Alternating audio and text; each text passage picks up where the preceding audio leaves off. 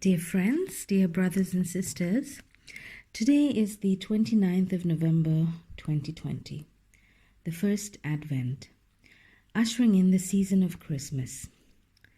The season of Advent is a season of joy, and it is a season of waiting, of eager anticipation of the birth of Jesus. We wait in anticipation to celebrate the birth of a new life. This year, 2020, has been a year of waiting for many of us. We started the year anticipating great things for this year, but instead we began facing a new reality in which we had to wait in long queues with at least 2 meters distance, wait to go to the grocery store or to the doctor, wait to meet friends and family, wait for election results, wait for a vaccine, waiting in hope that things will return to some kind of normal. For us personally, it has been a year of waiting. Earlier this year, we found out that we'd be expecting to add a member to our family. And the last few weeks, as the due date drew nearer, we'd get at least half a dozen messages every day asking if the baby was here. We were waiting, our friends were waiting, and our family was waiting in eager anticipation to welcome and celebrate a new life. Waiting is not easy, especially when you know what you are waiting for. As I waited for the day to come to deliver my baby, I felt like that in itself was a kind of labor and pain. But I focused my thoughts on the end prize, which is the birth of my daughter.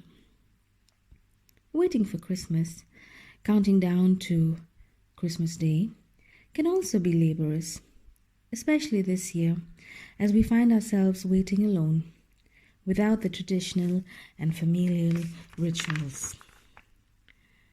The waiting we do during the season of Advent is a waiting, knowing what the end prize is, the celebration of the birth of Jesus. But what about the waiting we do not knowing what the end prize is? Or the waiting we do in anticipation of something, but not knowing when and how it will materialize? Waiting is hard. We wait for Christ's birth. We sing, O come, Emmanuel, to ransom captive Israel. Waiting is hard when we know not when and how our captivities are ransomed. What are our captivities today? What do we need ransoming from this season of Advent? If there is anything this year has shown us, is our dependency or sense of captivity to a certain world.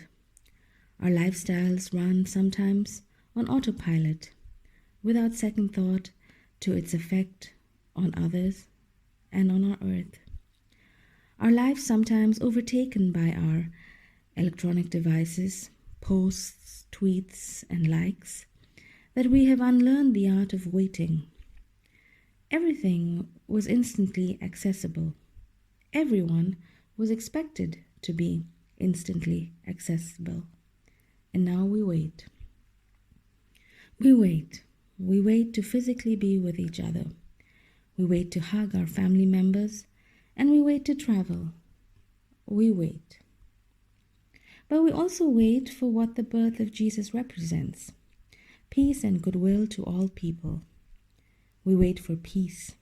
We wait for justice. This year has made us wait, but it has also shown us how in captivity we are to the ways of the world.